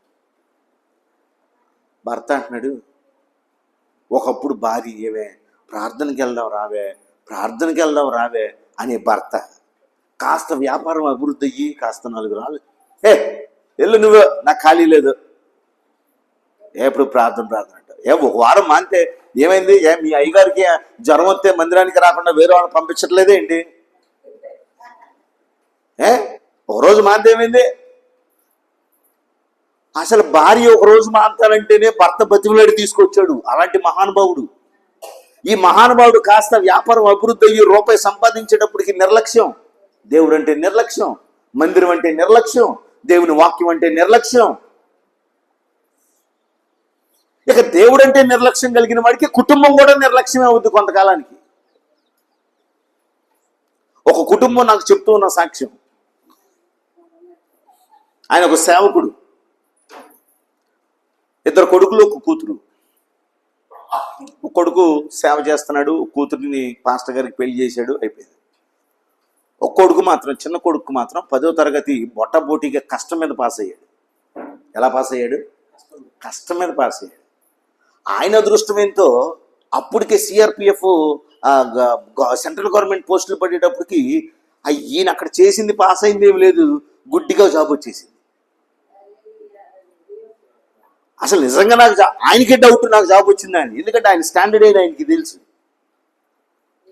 ఇక దేవుడు ఒక వ్యక్తిని వారి భక్తిని బట్టి, వారి తల్లిదండ్రుల కన్నీటి ప్రార్థన బట్టి ఖచ్చితంగా కార్యాలు చేస్తాడు. అయితే నువ్వు నేను ఎదగడం కాదు మనకు కావాల్సింది, ఫలించే స్థితికి రావాలి. దేవునికి స్తోత్రం. మనందరం మన ఎదుగుదల దగ్గరే మనం సంతృప్తి పడిపోతున్నాం. విత్తనం పడిన వెంటనే, కొంచెం మొక్క అయిన వెంటనే ఇక్కడ దాకా గుండీలు పెట్టుకోవాల్సిన వాళ్ళు గుండీ తీసేసి కాలరిలా వెనక్కేసి నువ్వు ఇంకా ఎదుగుదలలోనే ఉన్నావు. ఎదుగుదలకే నీకు ఎంత గర్వం, ఎంత ఇది పనిచేస్తే అసలు దేవుడు ఆశపడేది నువ్వు ఎదగడం కాదు, నువ్వు ఫలించే స్థాయికి రావాలి. దేవునికి స్తోత్రం. హల్లెలూయా. ఇంకా ఫలింపులోకి రాలా, కేవలం ఎదుగుతున్నావు. నువ్వు ఫలించే స్థాయికి రావాలని దేవుడు ఆశపడుతున్నాడు. ఈ వ్యక్తి అసలు తనకి సరైన అవగాహన లేకపోయినా మంచి గవర్నమెంట్ జాబ్ వచ్చిందేమో, బొత్తిగా భక్తి చేసుకుంటా ఒక సేవకుడు కొడుకు ఉండి మందిరానికి ప్రాధాన్యత ఇస్తా, ఉద్యోగం రాకముందు వరకు ఆదివారం ముందు చర్చిలో తుడిచేసేసేవాడు. ఉద్యోగం వచ్చినాక ఉద్యోగంకి వెళ్ళిపోయిన తర్వాత మెల్లమెల్లగా ఆదివారం మందిరానికి వెళ్ళడం నిర్లక్ష్యం మొదలైంది. ఆ మెల్లమెల్లగా ఇక ఇంట్లో ప్రార్థన కరువైపోయింది. ఈలోపు పెళ్లి చేసుకున్నాడు. పెళ్లి చేసుకున్న తర్వాత కాస్త కోస్త భార్య ఇంట్లో ప్రార్థన చేస్తుంది, కానీ అసలు దేవుడికే దూరం అయిపోయాడు. ఎవరో ఒక పాస్టర్ గారి కొడుకు. చివరాఖరికి దేవుడు మందిరంకి వెళ్తే నా దేవుడే ఏంటి పవనం, ప్రార్థన చేసుకుంటే దేవుడు ఇంట్లో మా మొరండా అన్నాడు. సరే నేను అన్నాను, నీ బండి పాడైపోతే మెకానిక్ దగ్గర తీసుకెళ్ళబాక, నువ్వే బాగు చేసుకో అన్నా. నీ బండి పాడైపోతే మెకానిక్ దగ్గరికి ఎందుకు తీసుకెళ్తా, నువ్వు అక్కడ తీసుకెళ్ళబాక. నీకు అంత పొగరుంటే, నీకు అంత గర్వం వచ్చేస్తే నువ్వే బాగు చేసుకో, మెకానిక్ దగ్గరికి ఎందుకు తీసుకెళ్తా అన్నా. ఇక నాతో మాట్లాడలేక కామ్గా ఉండిపోయాడు. చివరాఖరికి దేవుడికి తను చూపించిన నిర్లక్ష్యాన్ని బట్టి తన జీవితంలో రమారమి 20 లక్షల రూపాయలు నష్టపోయాడు. ఆత్మహత్య చేసుకుందామని తన భార్యకి కూడా చెప్పకుండా ఆత్మహత్య చేసుకుందామన్న పరిస్థితిలోకి వెళ్ళిపోయాడు. ఎందుకో తెలుసా, ఎవరినో నమ్మాడంట, ఆ ఫోన్లో ఏవేవో ఆటలాడారంట, ఈ అకౌంట్ లింక్ చేశాడంట. వాడు ఎప్పుడు తీసుకుంటానే ఉంటున్నాడు, ఫోన్ చేసి నేను చంపేస్తామని బెదిరింపడం. దగ్గర 20 లక్షల రూపాయలు నష్టపోయాడు. నా 2 చేతులు ఎత్తి మిమ్మల్ని బతిమలాడుతున్నా, మీరు ఎంత ఎదుగుతారో దేవుని మందిరంలో అంత ఒదిగి మనం దేవుని పాదాల దగ్గర గడపాలి. నువ్వు ఎంత అభివృద్ధి చెందినా, ఎంత ఎదిగినా దేవుని దగ్గర అంత ఒదిగి మనం బ్రతకగలిగితే దేవుడు మరి ఎక్కువగా తగ్గించుకుంటూ ఉన్న నిన్ను మరి ఎక్కువగా దేవుడు హెచ్చిస్తాడు. ఇప్పటికి 20 లక్షలు పోయిన తర్వాత అమ్మో దేవుని మందిరం చాలా నాకు అవసరం. అన్నీ పోగొట్టుకున్న తర్వాత ఎందుకు? నీ 15 సంవత్సరాల సంపాదన ఒకేసారి ధారాకత్వం చేసిన తర్వాత ఇప్పుడు ఏంటి? నష్టపోకముందే ప్రభు నిన్ను హెచ్చరిస్తున్నాడు. నువ్వు ఎదుగుతున్నావు, నీ పక్కన వచ్చే ముళ్ళ పొదల విషయంలో జాగ్రత్తగా ఉండు. గర్వం అనే ముళ్ళ పొద నీ పక్కనే ఎరగనివ్వకుండా చూడు. నిర్లక్ష్యం అనే ముళ్ళ పొద నీ పక్కన ఎదిగి నిన్ను, నీ అభివృద్ధిని అణిచేయక ముందే నువ్వు జాగ్రత్త పడాలి. ఈ రోజున కుటుంబ సంబంధాల్లో ఏలుబడి చేసేది ఇదే, గర్వం. నేనేంటి దానికి సమాధానం చెప్పేది? దానికి ఉన్న ఆస్తి ఏంటి, నాకున్న ఆస్తి ఏంటి? అబ్బా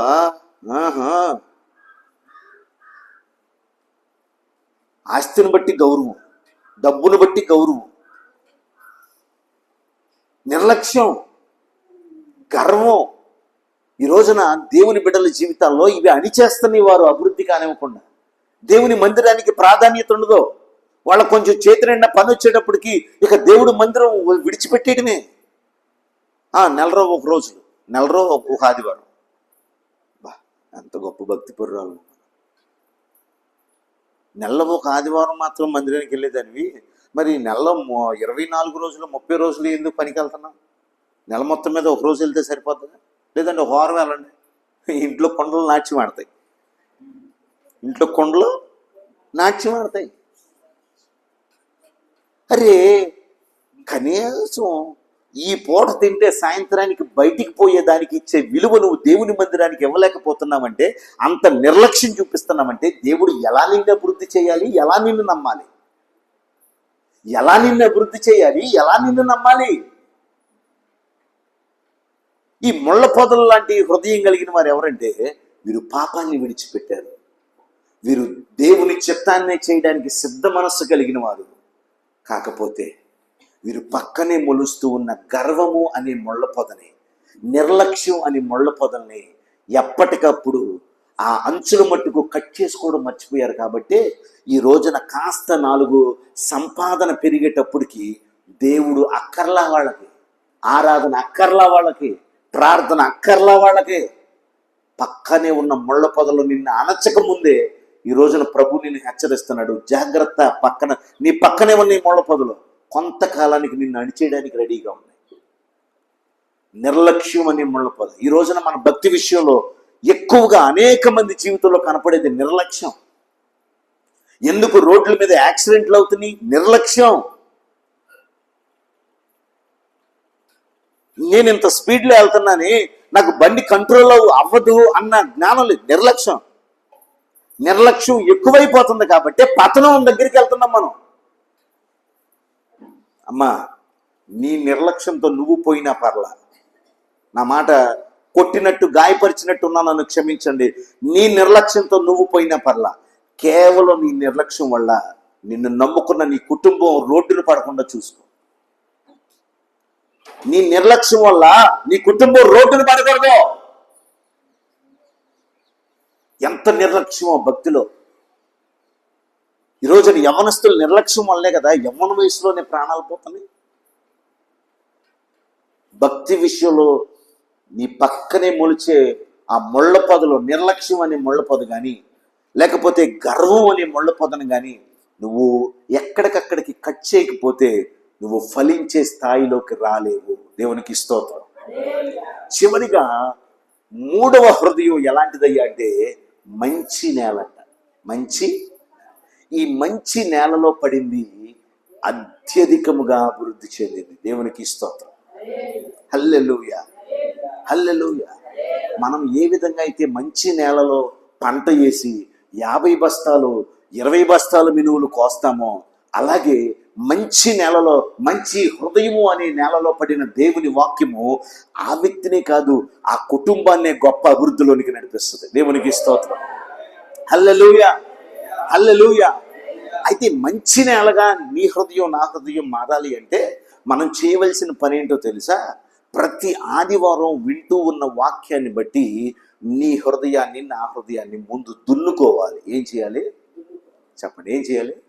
అమ్మ, వ్యవసాయం చేసే ముందు బాగా పగిలిపోయిన భూమి కలిగి గట్టిగా ఎండిపోయిన నేల మీద విత్తనాలు చల్లుతాం మనం. మరి ఏం చేస్తాం? పంట వేయాలంటే ఖచ్చితంగా ఏమండి చెప్పండి, పైనే ఉంటాయి. కాబట్టి నువ్వు పంట వేసే ముందు ఏం చేస్తావు? ముందు అమ్మో భూమికి నొప్పి వస్తుందేమో అనుకుని వదిలేస్తావా? అవసరమైతే 6 అంగుళాల లోతు కాదు, అడుగు లోతుకైనా సరే ట్రాక్టర్ పెట్టారే ఇంకా కొంచెం లోతుకి. ఎందుకో తెలుసా? ఎంత లోతుగా దున్నబడితే అంత అద్భుతమైన పంట పండుద్ది. చెంతే వచ్చేస్తుంది. అది చూడండి, వ్యవసాయం చేసాయని చెప్తున్నాడుగా. దున్నబడకపోతే ఏమొస్తుందంట? చెత్తే. నీ పంటను పాడు చేసేదే వస్తుంది.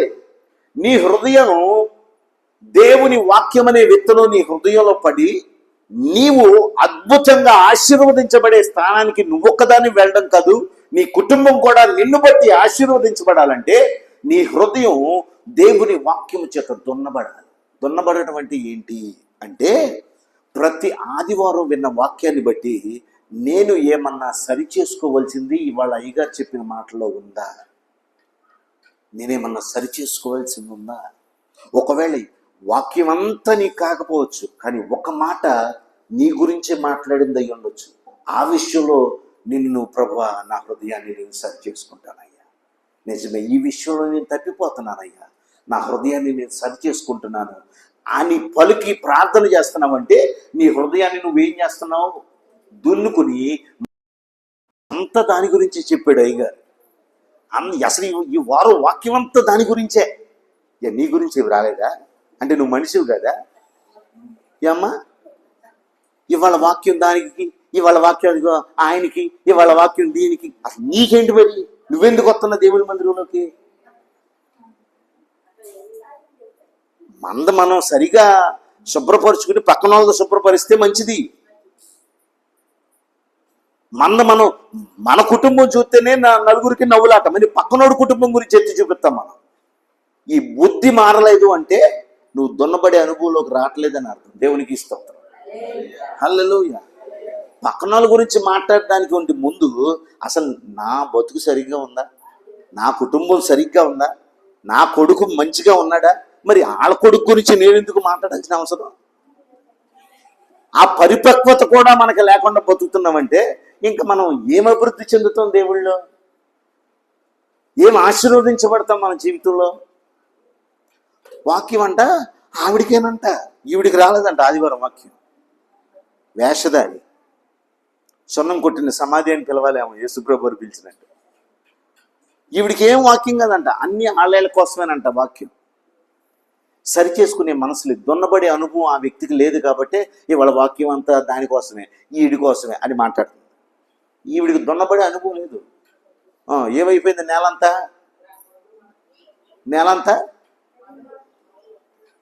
దాన్ని ఏమంటారు పాస్టర్ గారు? పంట కోసం దున్నలేదనుకోండి, నేలంతా గట్టిపడిపోయి బీడు భూమిగా అయిపోద్ది.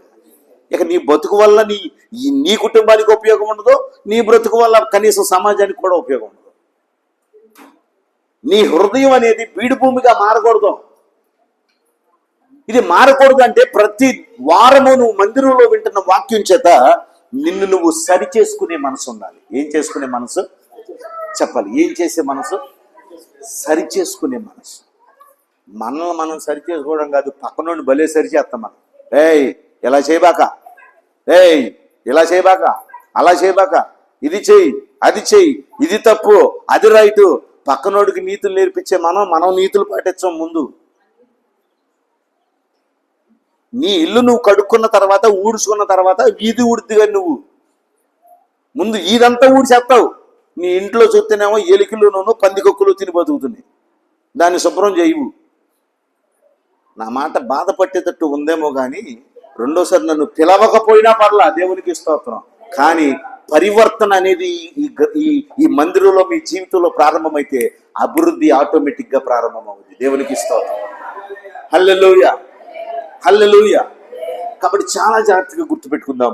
మంచి నేలగా మన హృదయాలు సిద్ధపరచబడి దున్నబడినప్పుడు మనము అద్భుతమైన ఫలాలను ఫలిస్తాం. దేవుడు నీ జీవితంలో, నా జీవితంలో ఆశ ఏంటంటే నువ్వు నేను ఎదిగితే ఒక చిన్న మొక్కలాగా, ఒక గులాబీ మొక్కలాగా, లేకపోతే ఒక తోటకూర మొక్కలాగా ఎదిగితే సరిపోద్ది అనుకోవట్లా. దేవుడు నిన్ను నన్ను ఫలించే స్థాయిలోనికి తీసుకురావాలనుకుంటున్నాడు. దేవునికి స్తోత్రం. హల్లెలూయా. చూడండి, 2 మొక్కలు పక్కన మొలిచినాయండి. రెండు కొబ్బరి చెట్లు వేసారు అనుకోండి, ఒకటేమో కాయలు కాయట్లేదు, ఒకటి కాయలు కాస్తుంది. తాడి చెట్లాగా ఎదిగిందిరా బాబు, దీనివల్ల ఉపయోగం లేదు. ఒరే నరికేరా బాబు, పొయ్యిలో పొలాలు కన్నా ఉపయోగపడతాయి అంట. కానీ ఒక చెట్టు ఎదిగింది, మంచి కాయలు కాస్తుంది. అబ్బా, ఎంత మంచి తీగా ఉన్నాయండి నీళ్ళు. ప్రియమైన దేవుని బిడ్డ, నీ బ్రతుకును బట్టి, నా బ్రతుకును బట్టి నీ కుటుంబంలో వాళ్ళు, నా కుటుంబంలో వాళ్ళు సంతోషాన్ని చూడాలి. దేవునికి స్తోత్రం. నీ జీవితంలో నువ్వు నేను ఫలించే ఫలాలను బట్టి మన కుటుంబం సంతోషపడాలి. మనల్ని బట్టి ఇది ఎప్పుడు సస్యరా బాబు అని నీ కొడుకు నీ గురించి అనుకోకూడదు. ఇది కొంపలో నుంచి ఎప్పుడు నాశనం అవుద్దిరా బాబు అని నీ కుటుంబంలో ఉన్న వాళ్ళు నిన్ను తిట్టుకోకూడదు. అలా తిట్టుకుంటున్నారు, అసహ్యపడుతున్నారంటే నేను సరి చేసుకోవాల్సింది ఏదో ఉందని అర్థం. దేవునికి స్తోత్రం. హల్లెలూయా. కాబట్టి నీ ఫలాన్ని, నా ఫలాన్ని బట్టి మన కుటుంబీకులు మాత్రమే సంతోషించడం కాదు, అనేక మంది సంతృప్తి పరచబడాలి మన జీవితాన్ని బట్టి. ఎందుకండి నలుగురికి ఉపయోగపడని బతికేనా? నలుగురు ఆకలిని తీర్చలేని ఆ ఆర్థిక స్థితి ఎందుకు ఉపయోగం లేదుగా? దేవుడు ఆశించేది కూడా అదే. నువ్వు మంచి ఫలాలను ఫలిస్తే నువ్వు ఎలా ఉంటావో తెలుసా? అనేక మంది ఆకలిని తీర్చే బిడ్డగా ఉంటావు. నువ్వు అనేక మందికి పెట్టే బిడ్డగా ఉంటావు. అది నీ దేవుడు ఆశ నీ జీవితంలో. దేవునికి స్తోత్రం, హల్లెలూయా. నువ్వు అద్భుతంగా ఎదగడము కాదు, అద్భుతంగా ఫలించాలని ప్రభు ఆశపడుతున్నాడు. మంచి ఫలాలను ఫలించే స్థానానికి రావాలంటే మన హృదయములను సిద్ధపరచుకోవాలి. సరిచేయబడిన హృదయముతో దేవుని వాక్యాన్ని విన్నప్పుడు ఖచ్చితంగా ప్రభు మనకు అర్థమవుతాడు. ఎప్పుడైతే ఏ క్షణమైతే ప్రభు నీకు నాకు అర్థమయ్యాడో అప్పుడు మనలో గొప్ప అభివృద్ధి ప్రారంభమవుతుంది. ఆ అభివృద్ధిని నీ బిడ్డ ఆపలేడు, నీ బంధువులు ఆపలేరు, నీ ఊర్లో ఉన్న పెద్ద పెద్ద అధికారులు ఆపలేరు. దేవుడు నిన్ను అభివృద్ధి చేయడం మొదలు పెడితే ఎవడి తరం కాదు నీ అభివృద్ధిని ఆపడం. దేవునికి స్తోత్రం, హల్లెలూయా. మనం అభివృద్ధి చెందాలంటే దేవుని హృదయాన్ని సరిగా అర్థం చేసుకుందాం. దేవుని వాక్యాన్ని వింటున్న మనము సిద్ధపరచబడిన దున్నబడిన నేలగా మన హృదయాన్ని సిద్ధపరుచుకుని దేవుని మందిరంలో దేవుని వాక్యాన్ని మన హృదయంలో నాటుకుందాం.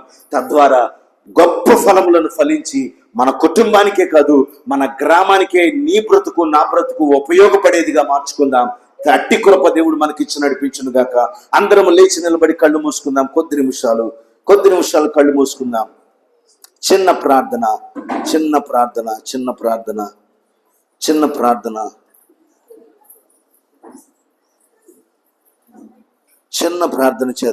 చిన్న ప్రార్థన చేద్దాం. ప్రభువుని అడుగుదాం. ఏ హృదయంతో, ఎలాంటి హృదయము కలిగి దేవుని వాక్యాన్ని వింటూ ఉన్నాం? ఈ రోజున నిన్ను బట్టి దేవుడు నీకు సరిగా అర్థమయ్యాడా లేదా? నీకు అపార్థమైతే సమాజానికి కూడా అపార్థమవుతాడు. దేవుడు నీకు సరిగా అర్థమైతే నీ ప్రేమలో హెచ్చుతగ్గులు ఉండవు. నువ్వు బయట వారిని అదే ప్రేమతో ప్రేమిస్తావు, నీ కుటుంబంలో ఉన్న వారిని అదే ప్రేమతో ప్రేమిస్తావు.